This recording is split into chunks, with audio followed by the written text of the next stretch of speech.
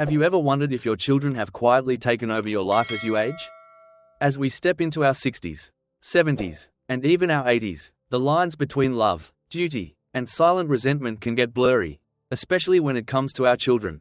It may start with love and support, but over time, you put your needs last, stay quiet, and lose control of your own time. In this video, we're diving into 5 quiet but powerful signs that you've unknowingly become a slave to your children, not a parent, not a mentor, but someone stuck in a role that no longer serves your peace, health, or dignity. And here's why you should keep watching. Some of these signs may feel oddly familiar, but until you name them, you can't change them, and naming them might just help you reclaim your time, your choices, and your sense of self. Stay tuned until the end because, once you recognize these patterns, you'll see how small shifts can bring big freedom, not just from obligation, but toward a life that still belongs to you. Now, let's get started. Sign 1. Constantly putting their needs above your health. One of the clearest signs you've slipped into servitude is when your children's needs repeatedly come before your own physical and emotional well-being. It might seem noble at first, skipping your checkup because they need a babysitter, pushing back your medication refill to help cover their bills, or driving across town in pain just because they asked. But over time, this kind of pattern drains you, both inside and out. When you consistently make choices that neglect your own body's signals, you're not just being generous, you're disappearing. You may tell yourself it's just for now or that's what parents do.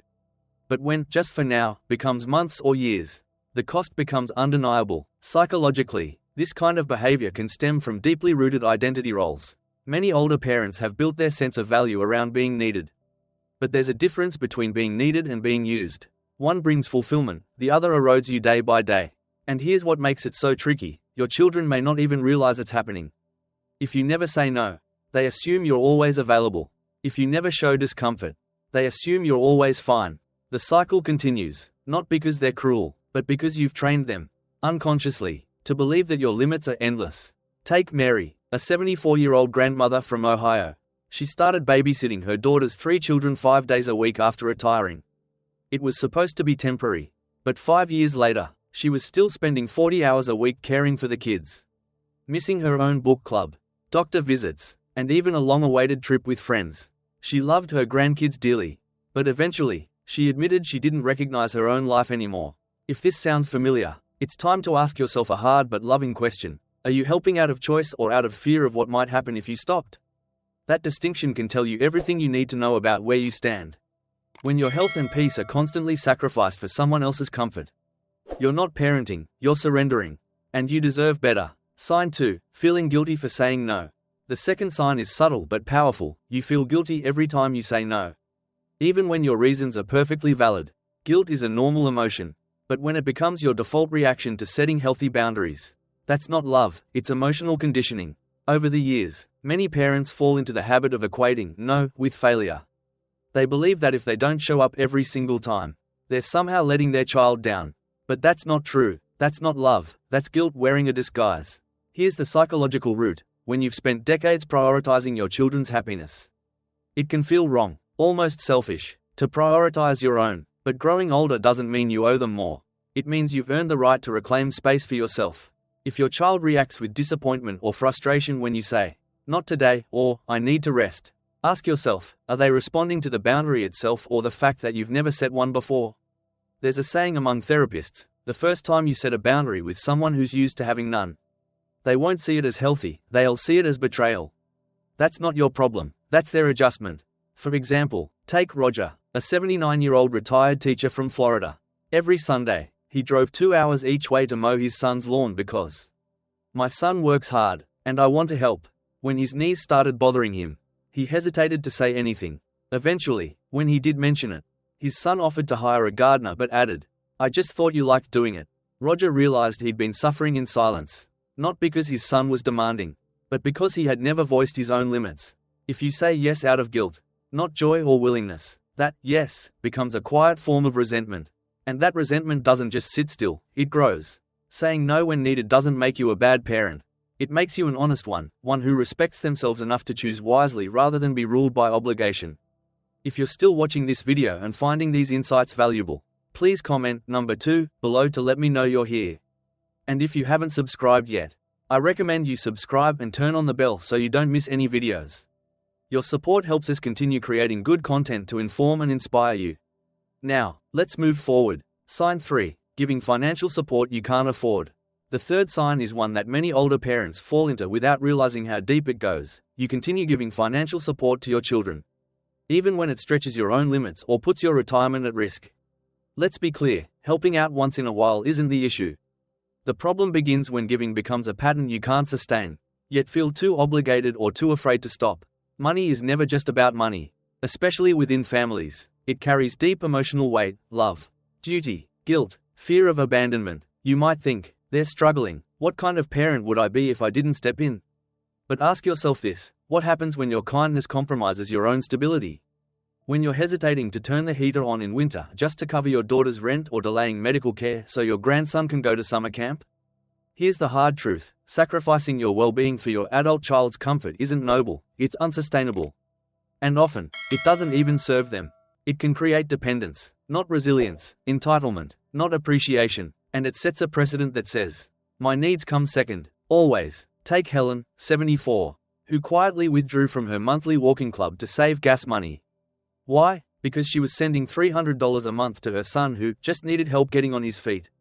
But that help had been going on for 3 years. When she finally mentioned she might need to cut back, her son replied, "But Mum, you always said you'd be there for me." And that's the moment Helen realized he didn't see her as someone with limits, he saw her as a resource.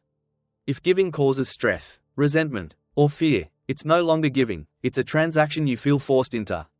And that's no way to build a healthy relationship. You have every right to say, I need to put myself first right now. You're not turning your back on your child, you're simply stepping into your own adulthood again, one where your security, peace, and dignity matter just as much as theirs. And that's not selfish, that's smart. Sign 4. Being emotionally controlled by their reactions. The fourth sign is subtle but incredibly powerful. You find yourself adjusting your mood, your decisions, even your sense of peace based on how your children react to you. If they're distant, you worry you've done something wrong. If they're upset, you scramble to fix it, even when you don't know what you did. If they're cold, you shrink. If they're kind, you breathe again. This kind of emotional tether isn't love, it's captivity. When your peace depends on someone else's temperature, you've lost something essential, your center. It may have started decades ago when they were toddlers, and you had to regulate everything around them to keep them safe. But they're not toddlers anymore. And you're not just their parent, you're also your own person. Emotional dependency like this shows up in ways we rarely talk about. You delay plans with friends because your daughter might call and need to talk. You say yes to things you don't want to do just to avoid the sigh or the silence on the other end of the phone. You replay conversations in your head, wondering if you said something wrong because they seemed off. And the worst part? Over time, it chips away at your self-trust. You stop asking yourself what you think, what you want, what feels right to you, because you're too busy monitoring their reactions like a thermostat. I remember George, a 78-year-old man I met through a community support group. His grown son, in his 40s, rarely called unless he needed something. But if George didn't pick up right away, he'd get a passive-aggressive message, "Guess I'll figure it out myself." And George, every time, would feel like a failure, a man who'd fought in 2 wars and built a business from scratch, reduced to a nervous wreck over a single missed call. And if that sounds like something you've experienced, you are not alone. Many older parents find themselves afraid to upset their children, walking on emotional eggshells to keep the peace. But ask yourself this: what kind of peace is it if it comes at the cost of your own? You don't need to earn their love by constantly managing their emotions. Real love doesn't demand that you silence your own. And if your presence is only welcome when you're useful, silent, or agreeable, that's not a relationship, that's servitude. You deserve space to breathe. That's not rejection, that's self-respect. If you're still watching this video and finding these insights valuable, please comment number 4 below to let me know you're here. And if you haven't subscribed yet, I recommend you subscribe and turn on the bell so you don't miss any videos. Your support helps us continue creating good content to inform and inspire you. Now, let's move forward. Sign 5. Giving up your own needs to keep the peace. The fifth sign may not always feel dramatic, but it's one of the most exhausting forms of self-betrayal, when you stop honoring your own needs, your own comfort, even your own pain, just to avoid conflict with your children. You brush off your back italicized text down health, time, and energy get constantly pushed aside. You have to ask, is this still love? Or is it imbalance? It's easy to fall into this trap when your identity for decades has been wrapped around being the provider.